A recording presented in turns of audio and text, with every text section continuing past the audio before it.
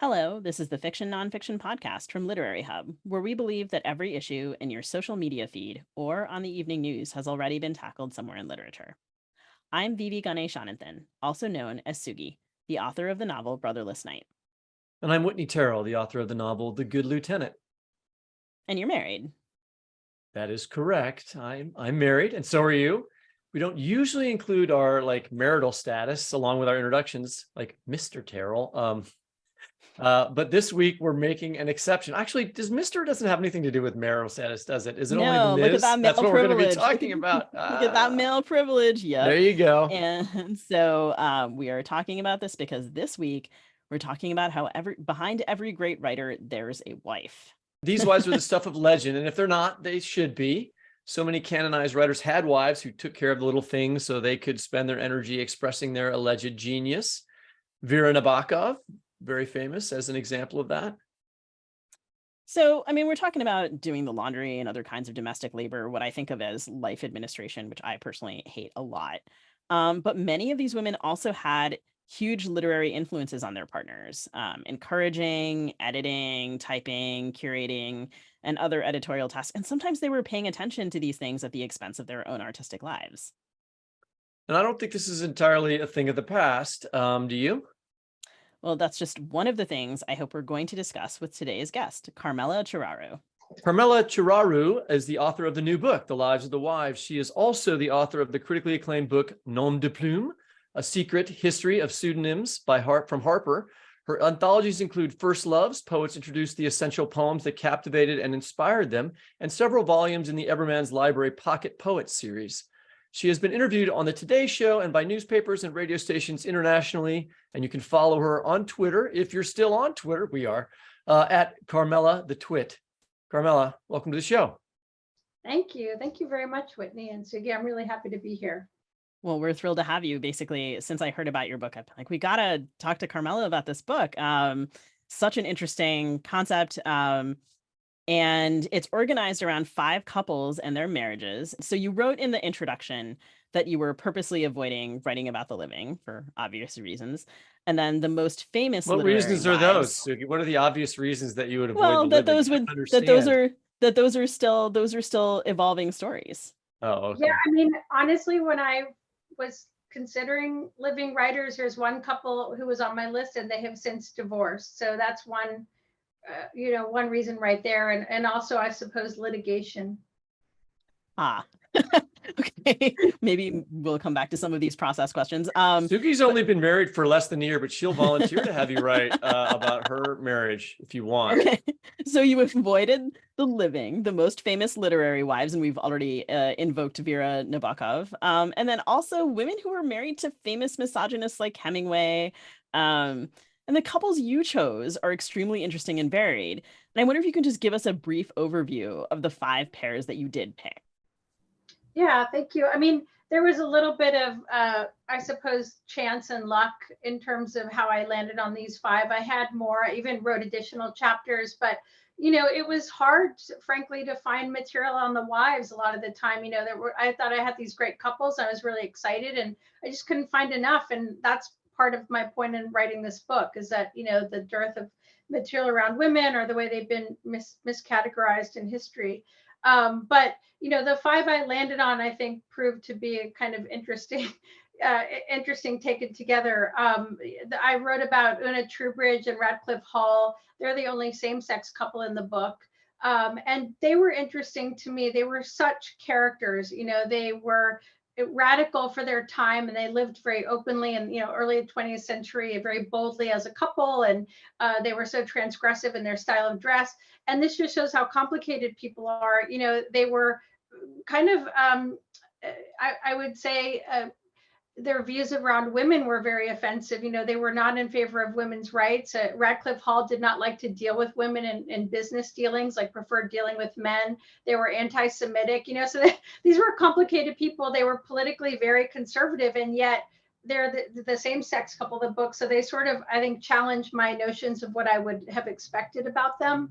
And like the other wives in the book, Una was a very accomplished person and had a lot of promise as an artist and kind of gave all of that up to be the wife. And by that, I mean, kind of in the stereotypical sense of one who really is the caregiver and nurturer and really serves the genius of the partner. And the other couples I chose, Elsa Morante, the Italian writer, and Alberto Moravia, they were, I'd say, different than the other couples in the sense that there was not a lot of love or passion between them, at least romantically, but intellectually there certainly was. And they kind of fed each other creatively in atypical ways. And it was a very difficult marriage where in this case the wife was sort of the more abusive spouse. She was a real character with a temper, but that marriage functioned for a while anyway, for the 2 decades. And then I wrote about Elaine Dundee, the American writer, Dud Avocado. Her novel was reissued by New York Review of Books, so she's gotten more attention in recent years. And she was married to the British theater critic Kenneth Tynan, who I'd say was one of the worst spouses in my book. It's hard to choose a winner, but he's right up there. He's really cruel. And like Roald Dahl, who I also write about, I think kind of psychopathic in his narcissism. And I don't use that term lightly. And I wrote about Elizabeth Jane Howard, who was married to Martin Amos's father, Kingsley Amos. And, she was someone who had kind of a weakness for married men, and he was no exception. And they ended up together. And I think, she had a lot of hope for someone who would support her writing as a fellow writer, but it really proved to not be the case. She did everything for him, and he gave her nothing back in terms of her creative career.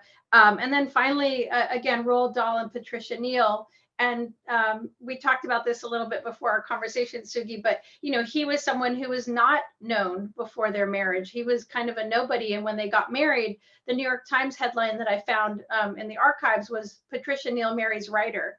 And he didn't like that at all, but, so I think it was interesting, as I got deeper into the research, and then I stepped back to see how these stories came together in surprising ways, and finding a lot of through lines among the stories as well.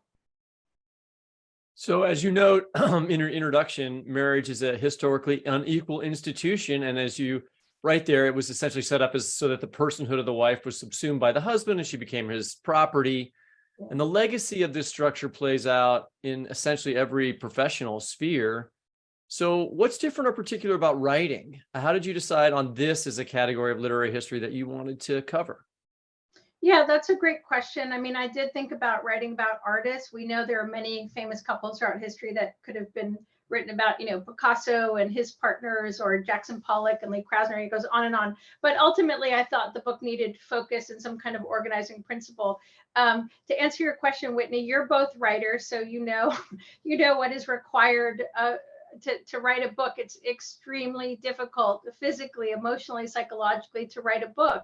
And I do think it requires a certain kind of ruthlessness. And so while these issues, I think, are relatable, sadly, across many different professions, there's something about the act of writing, which is by definition solitary and really it requires such intense focus.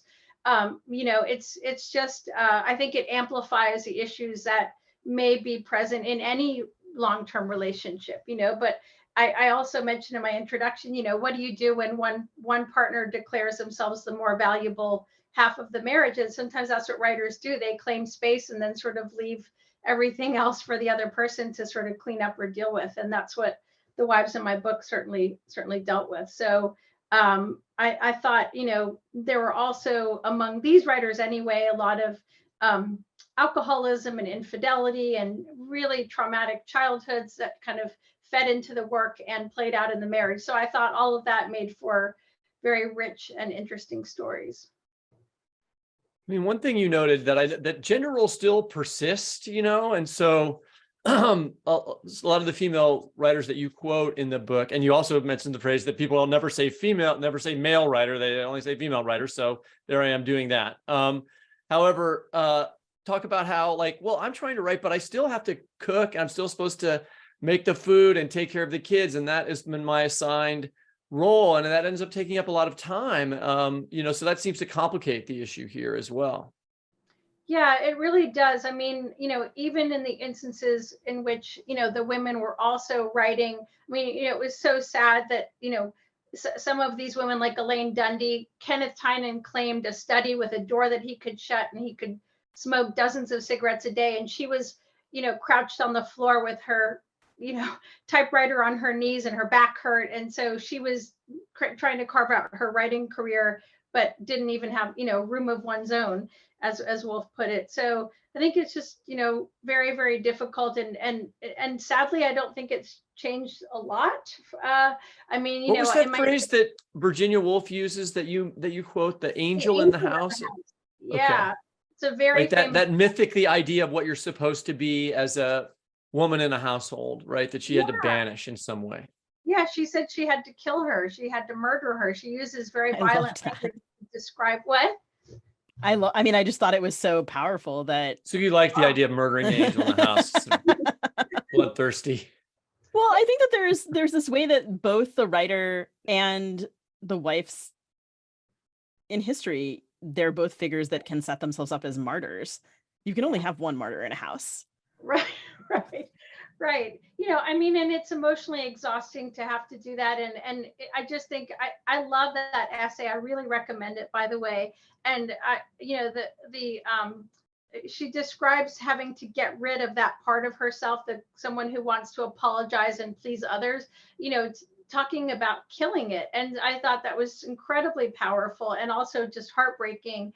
And, the fact that in my introduction, I quote Anne Patchett, who's a massively best-selling author, and she doesn't even have children, but she's like, when do I get to stop doing the laundry, making the dinner, making the beds? And, she's doing that. And so I'm not trying to answer any questions in my book, but I'm trying to ask them, why is this still relevant? And how do we change it? I don't know the answer. I mean, maybe that has to play out in individual ways, but certainly as a society and a culture, something is allowing this to go on. And I also quote Zadie Smith, who's like, this is the norm. This is our default. This is where men in marriages get to claim that space, and it's considered theirs to take. Whereas women who want creative careers have to sort of apologize for it, especially around childcare, I think. Yeah, it seems to me like a lot of it is controlling who gets interrupted. Also. Yeah. Because the other thing that's particular to writing, I think, is that, at least for me, and I think I've had to let this go in various ways as I've gotten older, but the idea of an uninterrupted chunk of time is such a privilege. So if there's an emergency, or if someone, a kid, a dog, someone working in the house needs something, who is the person who's going to respond? And then so much of the work of the wives you describe in the book is a kind of guardianship of the clock, and of the space, which was just, I mean, like Una Troubridge is described as like kind of, keeping everyone away from the genius. And I couldn't help but think of, as a kid, I remember being so fascinated by Marie and Pierre Curie. As an example of like this romantic and professional partnership. And then sort of realizing, in comparison to so many other partnerships, that they were so unusual. True. Yeah, because we all know, if we didn't grow up with it ourselves, we all know the phrase from TV shows, don't interrupt your father, right? We never have heard, don't interrupt your mother. I mean, I've never heard that uttered by anyone. So, it's interesting. And it's, I was just thinking about, in the Roald Dahl chapter I mentioned, do you remember that, he has his writing hut and she has to ring the bell, once, I forget what it was, like once means that someone is there to see him, but she had to kind of ask permission even to interrupt him with this ringing of the bell, which is crazy. And women don't seem to get that for the most part. That said, I do know a few people in my own life where both halves of the couple are artists, but and equally supportive and nurturing, but it's so rare. And one thing I wanted to mention is that I haven't told many people about the book, but when I have, I really get bombarded with a lot of personal information about people's marriages. So I just try to listen. I've gotten quite an earful about affairs and other kinds of things that and then one woman said, I'd really appreciate if you could keep giving me advice and helping me. And I was like, I can't do that. I just wrote this book, but clearly it brings out a lot of emotional pain for some people. And one of my friends told me something that was really heartbreaking. She said, she was giving a speech, and it was quite a big deal for her career. And she wanted to read the speech to her husband. And he said, "Oh, it's 20 minutes long. I don't have time for that." And she said that as she was working on the speech, he really behaved like a child. He was so angry, and he said, "It's taking attention away from me." And she's in the process of a divorce, but I thought that was so sad that someone would behave that way and not show support for a big moment in her career. So it really does play out today all the time.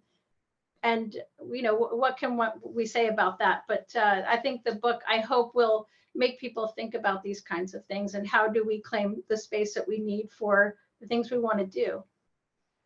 So it seems like there's been a lot of research and conversation about, and also assumptions about the notion that same-sex couples might do better with this sort of thing.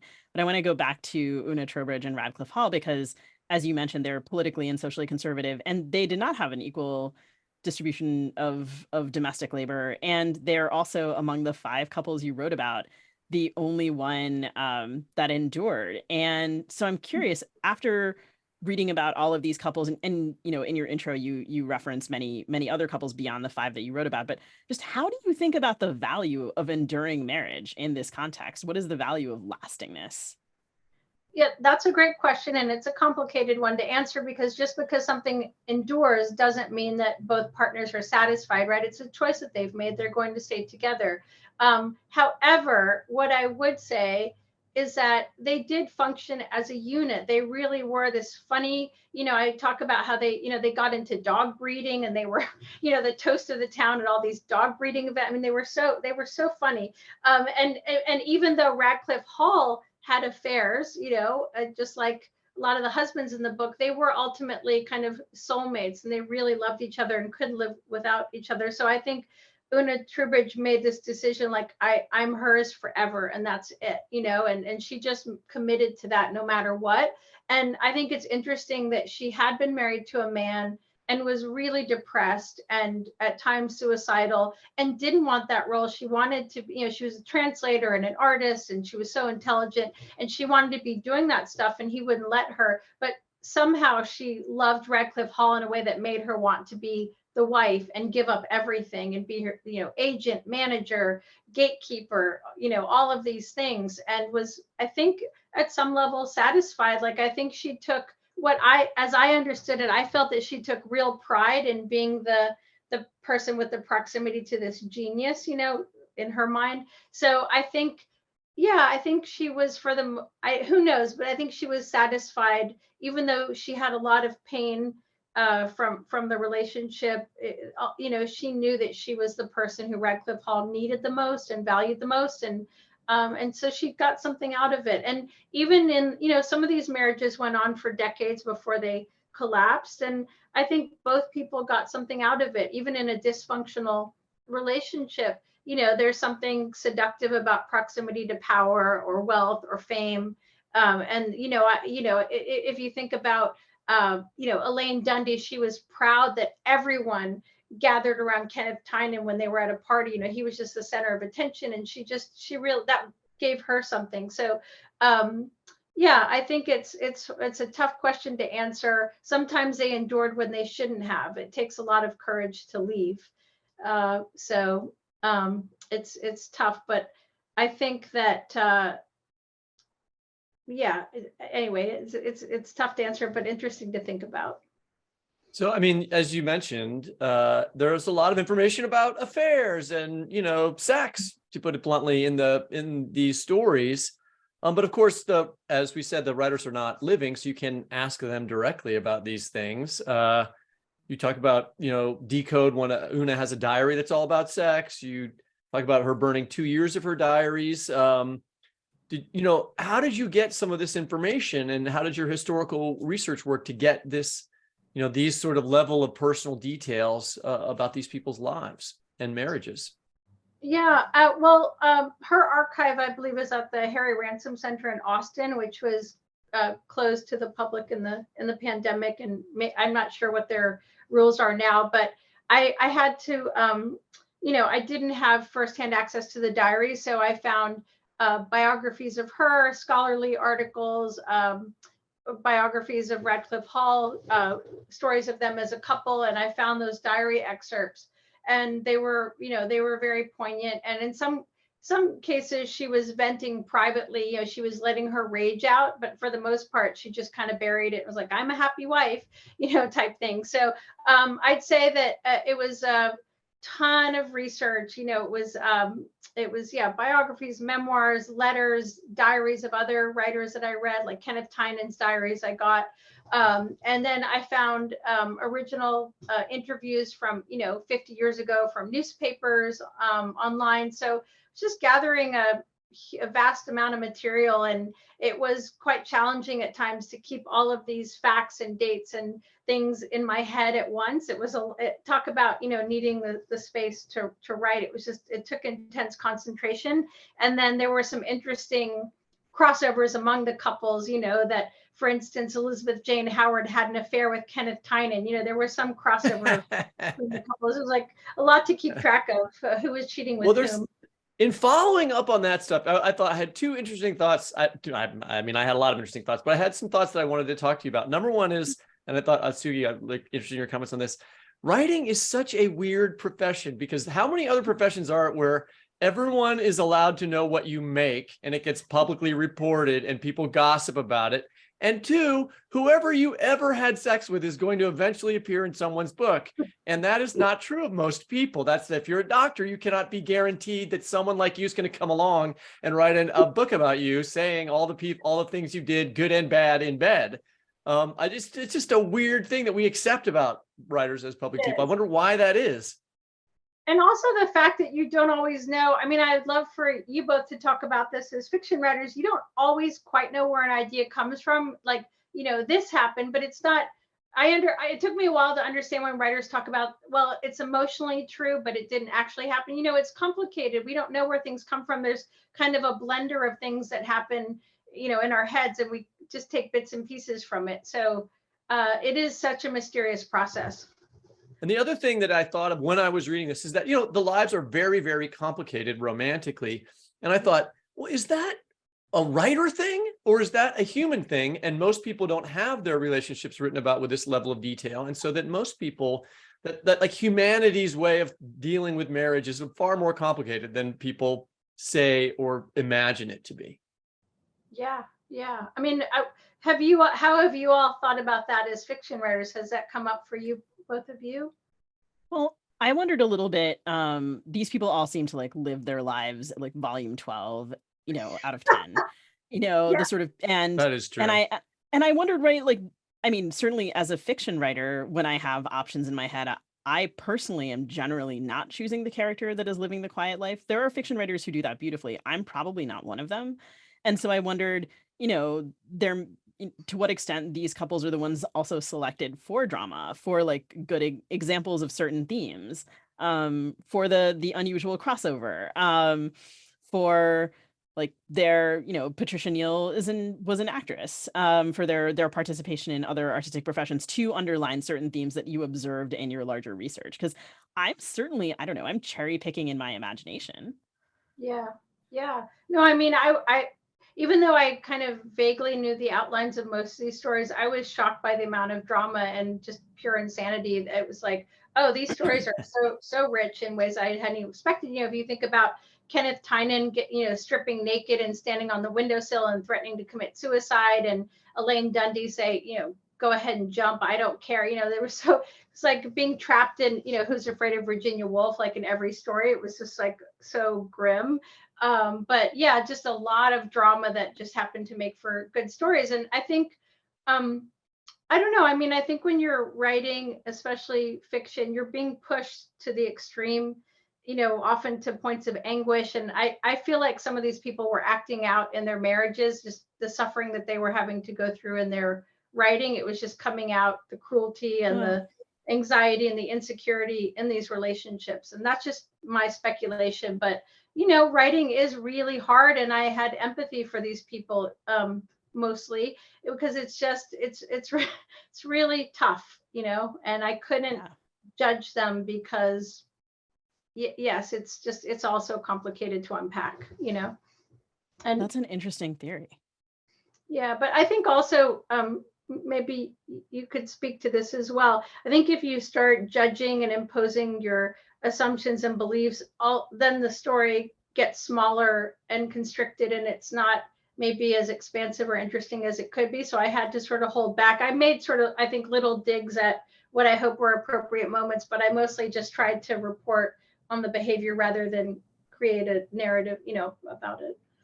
Well, when people were behaving badly, the evidence was so abundant that it's very easy for the readers to make their own judgments. And that, I think, is actually one of the pleasures of reading the book, right? Like, I, as a reader, got to be super judgy. And I'm sorry to say that I really am, apparently, as a reader, really enjoy the heck out of that. And I think, speaking of expansiveness, I mean, one of the things that the book does in each section is that we get the romantic history of not only the particular marriage, but of what preceded and succeeded it. So, for example, we learn, I became like really entranced with that. I was like, oh, Patricia, Neal, and Gary Cooper. Like, Oh, I yeah. am rooting for them, and yet also rooting for Gary Cooper's wife, Rocky.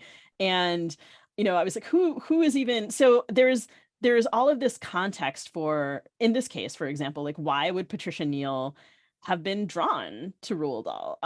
And then you articulate that so beautifully, like, maybe not so much drawn towards him as away from her pain, I think Yeah. is what you write. And so we get the like larger notion of them as people operating in a romantic context. What kinds of people are they with different partners? And then all of a sudden we get this zoom in on the marriage. So I will say, as someone who's been a lifelong fan of Roald Dahl, I learned how to pronounce his name from your book. Yeah. And I was especially interested to read about Patricia Neal and Roald Dahl, who is absolutely one of my favorite writers, who I'm fully aware was a completely lousy person. Yeah. And Patricia Neal stands out in this book also because you spoke to her and you Yeah. actually asked her about her marriage, but it was well before you began this book. So I wonder if, just for our listeners to get a taste of this book, if you could read to us from the section about Patricia and Roald. Sure, I'd be happy to. Yeah, and that was, I think just going back to what you said a moment ago, there was something really great about her love of Gary Cooper and his for her. But when he's sitting in the car while she gets an abortion, it's just like so heartbreaking. And then she knew she had to kind of move on. And Roald Dahl represented safety. He was very charismatic and intelligent, so it's easy to see why she may have been drawn to him. Okay, so I'll just read a bit of the book. This is kind of early on in their relationship. As the two spent more time together, things were going well in their work lives, with Patricia immersed in the Children's Hour and looking forward to doing off-Broadway productions of The Scarecrow and School for Scandal, while Roald had drawn the interest of Alfred Knopf, who read one of his stories in The New Yorker and signed him up for a book of stories called Someone Like You, which was published to positive reviews in the fall of 1953. Patricia had already declined a casual proposal of marriage, but even if Roald was not earning much money and what she felt for him was not exactly love, quote, the complex Roald Dahl was growing on her. His intelligence and dependability made him very attractive, she recalled. This is in her memoir. He was not the kind to stand me up. He had a charming and elegant side that I found captivating, and an absoluteness of judgment that was fascinating, as it was at times frightening. There was something very freeing about feeling someone strong at my side.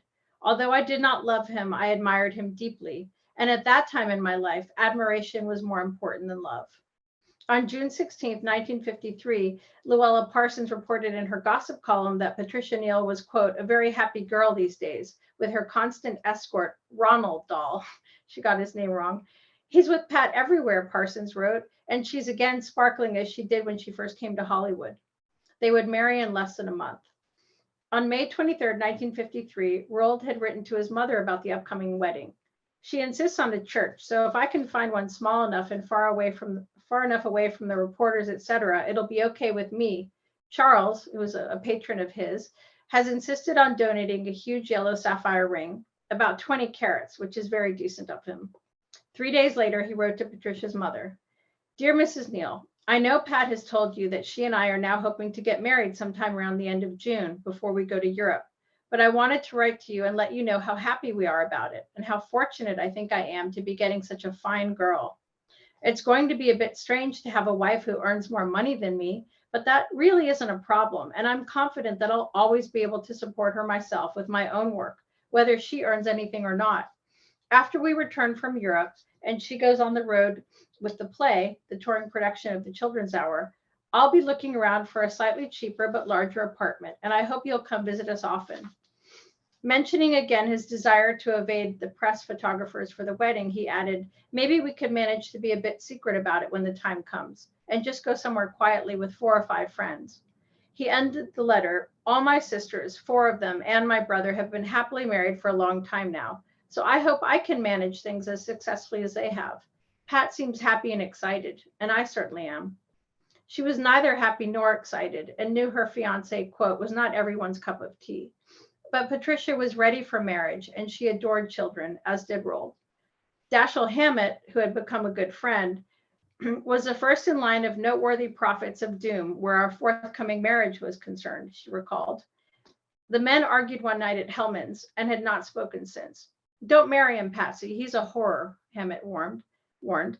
I can't understand why you're doing this. Leonard Bernstein took her aside one evening at Lillian Hellman's and whispered in her ear, I really think you're making the biggest mistake of your life. She noticed that Roald was often rude, argumentative, and arrogant, perhaps a defensive response from insecurity over never having gone to university. At the dinner table, he was a master of one-upmanship and condescension, and armed with a vicious misogynist streak, he took pleasure in telling highly inappropriate stories to shock female guests. Even in the early days of their relationship, Patricia knew that her future husband, quote, seemed to feel he had the right to be awful, and no one should dare counter him. Few did. That's it. Thank you. I feel like the passage gets at so much in the book, the tension of when a wife in question has an artistic life and a bank account of her own, the writer's often volatile tempers, the bigotry, the entitlements, but people are still interested in this question about how literary couples work. I was thinking about like Joan Didion wrote a very famous memoir about her husband. Joyce Carol Oates, who was my professor, wrote about Raymond Smith, who was her first husband who died, and how important he was to her and their relationship. He was very supportive. There's Meg Woliter's novel, The Wife, was about a wife of a famous writer reasserting her role in his success. That was made into a movie in 2017, starring Glenn Close and Jonathan Pryce. What do you think these sorts of power imbalance? Do you think these sorts of power imbalances continue to present an issue today? And what do the marriages in your book tell us about currently the way literary marriages work? Yeah, I think it's hard to make a kind of grander overarching statement, but I think what I see anecdotally is that this does still go on in relationships where both people are writers. It's very hard, or where one person is a writer or artist and the other isn't. I've known people who are kind of, women who are in the role of the wife, and mostly it's okay, but sometimes they feel a lot of rage and resentment. And, when can I go back and get to my career? And, if we think about the news, it is still playing out. If you think of Giselle and Tom Brady, who I only know what was reported, but apparently that she got so fed up and frustrated with his coming, out of retirement and back to work. And now she's supposedly thriving in her modeling career again, so it's, I don't know. I don't know what to make of it, but it is interesting. Even Giselle can't get any respect. Exactly. And even, reading about the expectations of the public on famous women, like I am even thinking of someone like Taylor Swift, who is like, everyone always wants to know who I'm dating, and no one wants to talk about my, my songwriting as a craft, or my singing, or how hard I work. It's all about like who I'm dating. And I've noticed just in interviews that I read with men who are writers, they're not often asking about or mentioning the spouse, but with writers who are women, they ask, well, do you have children, and how do you do it all? How do you balance it? So there's just like gendered questions around that. But maybe we could say, if we had to speculate, that things have gotten a bit better, just because of the way that work is now. But I think it's still often harder to claim space for creativity without apology for the wives versus the husbands. But I don't know. There are some relationships out there that really work where both people are helping with childcare and so forth. But I think I hope the book will spark lots of conversations about how it's relevant today and what that means. Yeah, one phenomenon that I still see that is touched on in your book at times is what I would call the trade up, where like the writer has a spouse, and I can think of more men who did this than women, but it also has happened with women that I know. And that spouse is extremely supportive when they're unpublished and working very hard and in graduate school and everything sucks. And then they make it and suddenly new spouse with more, who's more famous, who is whatever, And so, and that person who did all the work at the beginning gets shut out. I'm sure you can think of examples of that. Yeah, I'm sure we all can, that we can't talk about, but we know of, right? About to say names, Whitney, names. Names. I'm sorry. Carmela has set the precedent that we're not going to speak ill of the living, so I'm not going to do that. We'll be respectful of the living, but no, I mean, how do you all, if you want to talk about it, how do you all balance writing? Is it just like short spurts, and then you have to deal with the other parts of your life? Like, or are you able to take long stretches for yourselves? Whitney? Oh, well, you want me? I mean, I've been married for quite some time.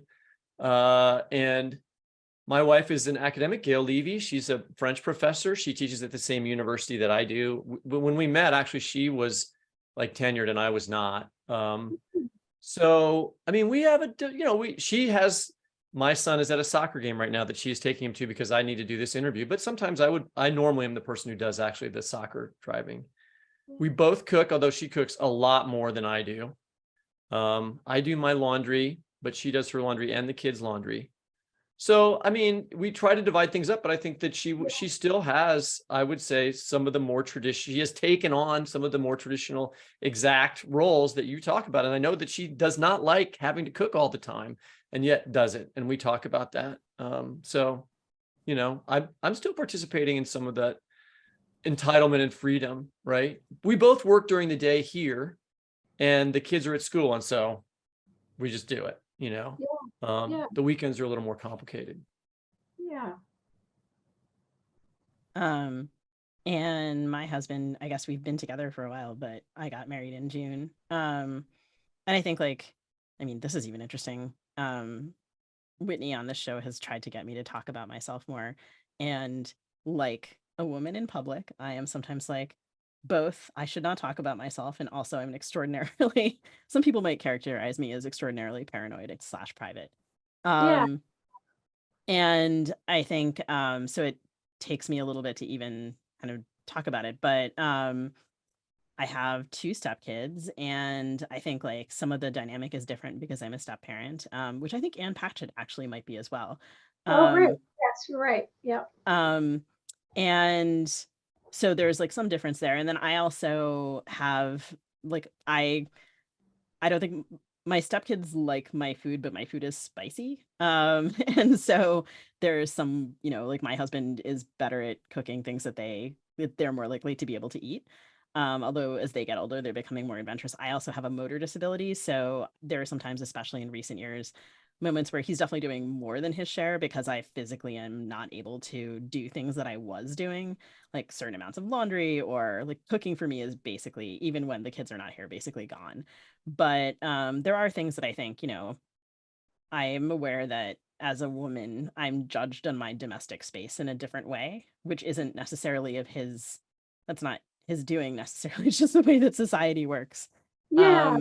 And I also come from a history of like women who took a lot of pride in how they kept their homes. And so I have inherited stuff around that. But I think as people married to academics, right, that means that we're married to writers. Whit and I are both married to writers. And so I think one thing that's nice is if you don't all finish your books at the same time, and we didn't intentionally stagger stuff, but we didn't finish our books at the same time. I can imagine that if we were trying to, that would be really challenging. And so I think we do try to like sometimes think about how might those things get spaced out.